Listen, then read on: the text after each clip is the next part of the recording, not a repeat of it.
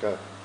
So if you look at these tubing bands as muscles, individual muscles, during exercise, for example, when you're playing a stroke, the muscle is expanding and contracting, which allows force to be distributed throughout the lever, and then obviously to apply the power through the stroke to hit the ball back to your opponent.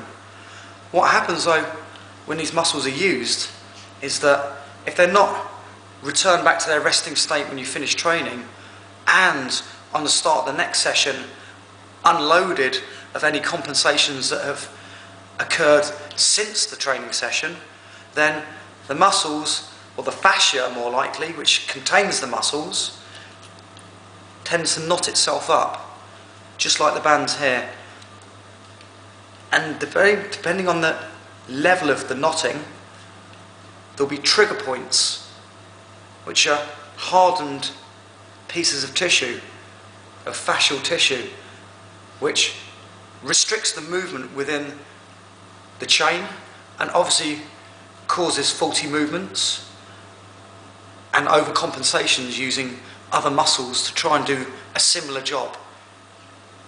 The full contact twist is a yaw rotational movement, a horizontal rotation. What we're going to do first is a simple mobility drill, and it's called the yaw lunge. Take a shoulder width or slightly wider shoulder width stance. You can use a racket as a prop, which actually enforces the movement a little bit stronger. From there, I shift the body weight to the side onto one leg, pick up the heel of the opposite leg, bend the knee. As the knee drops, it turns the body, and I pull with my opposite arm to rotate the trunk. As I return the movement, I'm pulling from my right elbow, placing the right foot down, lifting the heel of the left and repeating on the opposite side, continue to pull with the right elbow.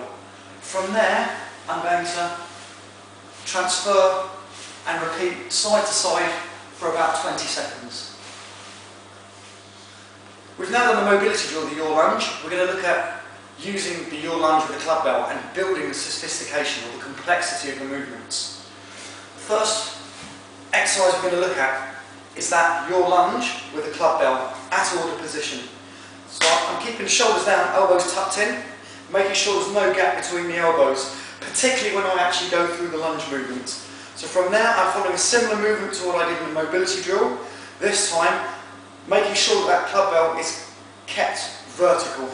So from there, drop down over the outside thigh, keep the shoulders back, drive through the opposite lever to pull the weight back up to the midline position. From there, repeating the movement.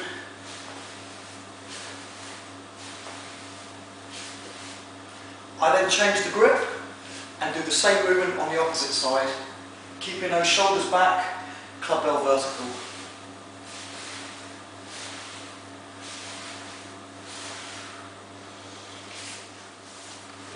The twisting press. For the nature of this movement, we're going to use the club bell in the bottom position or the down position.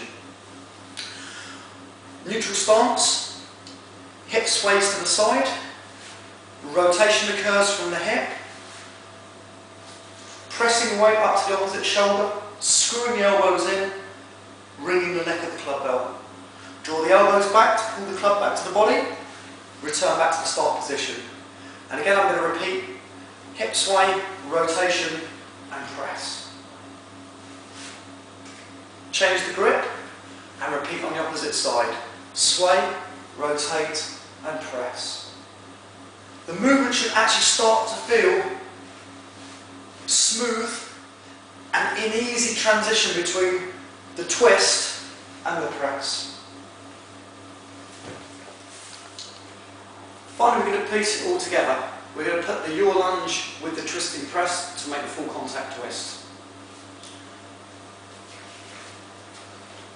So I start in order position, transfer weight, twist, drop down over the outside thigh, move the leg outwards, rotate, transfer the weight, drive the club bell from the back leg and the hip, press the weight to the opposite shoulder, draw in, rotate back to the midline and repeat the exercise.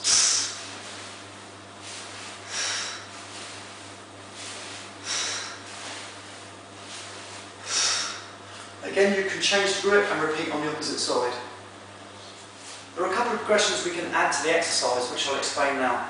The first one is by extending the length of the lever.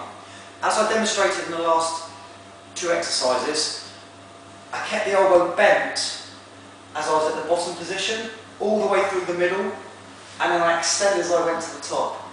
So to make that transition a little bit more challenging, as I come down to the bottom, I'm locking the elbows out. I'm continuing to keep that lock all the way through the movement. The extra length in the arm, with the displaced centre of mass of the club bell, is increasing the force on the body, trying to pull it away from the midline.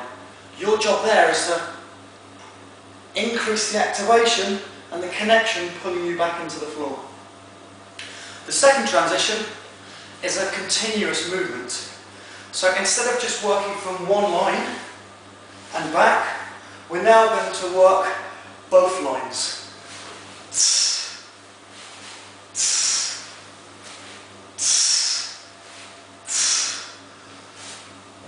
The challenge here is coordination.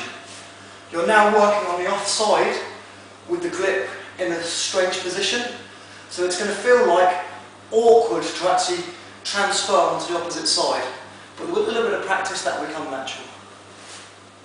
The full contact twist is a twisting movement horizontal from the ground upwards.